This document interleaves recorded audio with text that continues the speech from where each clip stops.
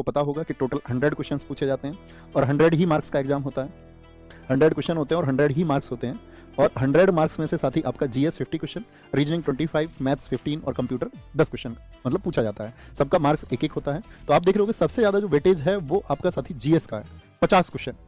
तो 50 क्वेश्चन की अगर हम बात करें तो भैया कितना स्कोर कर पा सकते हैं हम इसमें, मेहनत करें, आपकी प्लानिंग्स को हम फॉलो करें या हम अपने तरीके से कोई एक स्ट्रेटजी को फॉलो करें तो कितना हो सकता है मैक्सिमम स्कोर। पिछले रिजल्ट की मैं बात करूं, आप सबको पता होना चाहिए, दिल्ली पुलिस टॉपर निशांत शर्मा। तो अगर हम स्कोर की बात करते हैं तो बहुत सारे ऐसे बच्चे थे जिनका स्कोर 40+ रहा है, यानी कि 40+ किया जा सकता है।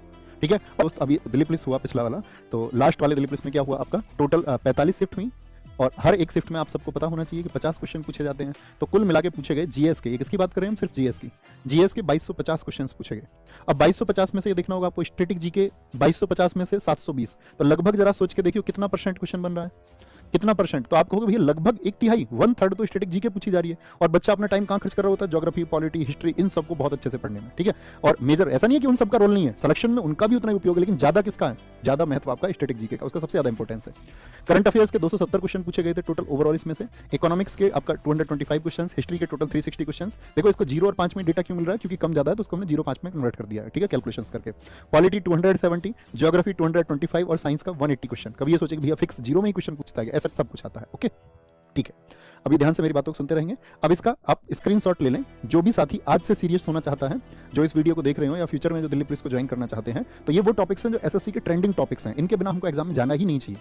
तो अभी से आप अपर रखेंगे ना तो आपको ये पता होगा कि मेरा सिलेबस क्या है और सिलेबस में इंपॉर्टेंट टॉपिक्स कौन से हैं, क्या मैं उनको कवर कर रहा हूँ या नहीं कर रहा हूँ, क्या मैं एक राइट ट्रैक पर हूँ या नहीं हूँ, कहीं ऐसा तो नहीं है कि मैं कुछ भी पढ़ रहा हूँ। ठीक है, तो ये जो यहाँ पर हम बताने जा रहे हैं ये सिलेबस हम नहीं बता रहे हैं, यहाँ पर मैं आपको बता रहा हूँ स्कोरिंग टॉपिक्स, यानी कि ये वो टॉपिक्स होंगे जिनकी मैं बात करूँ, अगर आप इन टॉपिक्स को पढ़ लेंगे तो आप, मैं आपसे कहूँगा कि आप 35+ क्वेश्चन एग्जाम में देख रहे होंगे जिन टॉपिक्स की हम बात कर रहे हैं। 35+ में वो आपका 40 भी हो सकता है, 45 भी हो सकता है। ठीक है, वो आपका 32 भी हो सकता है, लेकिन ये आपका संपूर्ण सिलेबस है, तभी ऑफिशियल सिलेबस आता है, लेकिन आएगा वही आपका जो कि आपका पिछले वर्षों में होता आया है। समझेंगे, जब आप स्टैटिक जीके को पढ़ें तो दिवस पढ़ने हैं सबसे पहले, मतलब ऐसा नहीं कि सबसे पहले का मतलब उसको बाद में ही पढ़ना है, कहने का मतलब इंपॉर्टेंट टॉपिक्स हैं। डेज एंड थीम्स, आपका कुछ क्लासिकल हाउस होते हैं जैसे कि शास्त्रीय घराने, आप मान के चलिए इनको हम बोलते हैं आपका हिंदुस्तानी घराना, या आपका हिंदुस्तानी संगीत के घराने, या कर्नाटक संगीत दक्षिण भारत का उसके घराने। 8 के 8 क्लासिकल डांस के बारे में आपको पता होना चाहिए, कथक से क्वेश्चन पूछ सकता है, कुचिपुड़ी से क्वेश्चन पूछ सकता है, मणिपुरी से, ओडिसी से, आपका सत्रिया से क्वेश्चन पूछ सकता है। ठीक है, आपका भरतनाट्यम से क्वेश्चन पूछ सकता है। कला में आर्ट एंड कल्चर में सब कुछ आएगा, हमारे यहाँ किस तरह की ड्रेस पहनी जाती है, किस स्टेट का म्यूजिक कौन सा है, पंजाब का टप्पा म्यूजिक है, असम में बिहू म्यूजिक होता है, असम में बिहू डांस भी होता है, तो उससे क्वेश्चन पूछे जाते हैं। ठीक है, ड्रेसेस, लोक कलाकार, इस लोक कलाकार का मतलब होता है जितने भी हमारे फोक डांस हैं, जितने भी हमारे लोक नृत्य हैं, यानी किस स्टेट का लोक नृत्य का मतलब होता है किस राज्य में कौन सा डांस होता है, किस राज्य में, मान के चलिए राजस्थान का कालबेलिया होता है जैसे आपका, या हम बोल देंगे उत्तर प्रदेश में आपका रासलीला होता है, या हम बोल देंगे आपसे भैया मध्य प्रदेश में आपका जो डांस होता है वो होता है आपका मटकी होता है, ज्वेरा होता है, वहाँ पे वो उत्सव तो तभी हो गई थी हमारी 75वीं एनिवर्सरी पर, और आज कितनी हो चुकी है, 85 हो चुकी है। देखिए कमाल कमाल कमाल कमाल, बहुत बढ़िया। यहाँ पे देखिए करंट अफेयर्स का जितनी भी गवर्नमेंट की पहल होंगी, जितनी भी स्कीम इनिशिएटिव्स उन्होंने लिए होंगे, पद्म अवार्ड हमको सब पता होने चाहिए, इंपॉर्टेंट सारे, हिस्ट्री से लेकर के और आपका वर्तमान तक के।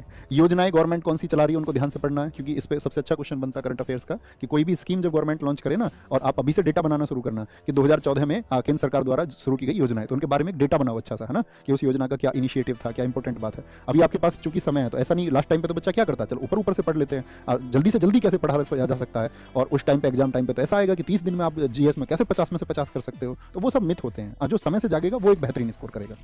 तो 2023-24 हो गया, चर्चित व्यक्ति जिनका निधन हो गया या कोई आपका अवार्डेड है, किसी कोई पुरस्कार मिला है, कोई भी मिनिस्ट्री ने जो कार्यक्रम चलाया है। अब ये अपॉइंटमेंट आपको पता होने चाहिए कि भैया कौन हमारे देश में जो शीर्षतम अधिकारी हैं, जो आपका ऑफिशियल्स हैं, वो कौन है, किस मंत्रालय के प्रमुख है, मंत्री हैं, या किसी डिपार्टमेंट के चीफ हैं, कौन लोग हैं। खेल से संबंधित जितनी भी ट्रॉफी होंगी जब वो अपडेट बनाते हैं, जो जिसका नया नहीं हुआ सबसे बड़ा, जैसे कि अब मैं आपसे बात करूं कि ओलंपिक कब होंगे, तो ओलंपिक भैया 2028 में होंगे लॉस एंजल्स में। तो अब जब तक कौन से इंपॉर्टेंट रहेंगे, तो तब तक आपका पेरिस ओलंपिक इंपॉर्टेंट रहेगा, तो पेरिस ओलंपिक के बारे में आपको पता होना चाहिए डीप से, अच्छे से। ठीक है, और राष्ट्रमंडल खेल आपका 2022 वाले हुए तो 2026 में होंगे अगले। तो अभी तो आपका एग्जाम इकोनॉमिक्स की बात करते हैं, इसमें नेशनल इनकम को अच्छे से पढ़ो, राष्ट्रीय आय कैसे नापी जाती है, क्या उसके मेथड्स होते हैं, करेंसी के क्या काम है, इसमें आपका डिवैल्यूएशन हो गया आपका, यानी कि आपका अवमूल्यन को आपको पढ़ना चाहिए, इन्फ्लेशन को, मुद्रास्फीति वगैरह सबको पढ़ना चाहिए। भारत सरकार ने कौन सी योजनाएं चला रखी हैं, पंचवर्षीय योजना, 5 ईयर प्लान बहुत इंपॉर्टेंट है। 5 ईयर प्लान आपका हरित क्रांति और अन्य क्रांति, मतलब जैसे दुग्ध से संबंधित आपका व्हाइट रिवॉल्यूशन है आपका, जिसको ऑपरेशन फ्लड हम कहते हैं, कि वो किसने शुरू किया था, हु वाज द फादर, सब पूछा जाता है कि भैया नीली क्रांति के जनक कौन है, आपसे पूछ लेगा। जो ब्लू रिवॉल्यूशन है उसके फादर कौन है, क्या उद्देश्य था उसमें गवर्नमेंट का।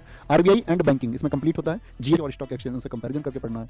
हिस्ट्री को देखिए ध्यान से, स्क्रीनशॉट ले लीजिए इसका, क्योंकि हिस्ट्री देखो, हिस्ट्री में जो क्वेश्चन पूछा था दिल्ली पुलिस में तो कहीं से भी उठा के रखेगा, ये बात तो पहले माइंड सेट में रख लो, है ना। तो यहाँ पे क्या होगा, हड़प्पा सभ्यता रख लो, है ना। तो यहाँ पे क्या होगा, हड़प्पा सभ्यता, वैदिक सभ्यता, वंश राजधानी, वंश संस्थापक, महाजनपद, ये वो चर्चित टॉपिक हैं जो एसएससी अपने जीडी में भी इन टॉपिक्स को पूछता है, दिल्ली पुलिस में भी इन्हीं को पूछता है। आप पिछला वाला दिल्ली पुलिस उठा के देखो, तो पिछले वाले दिल्ली पुलिस को उठा के आप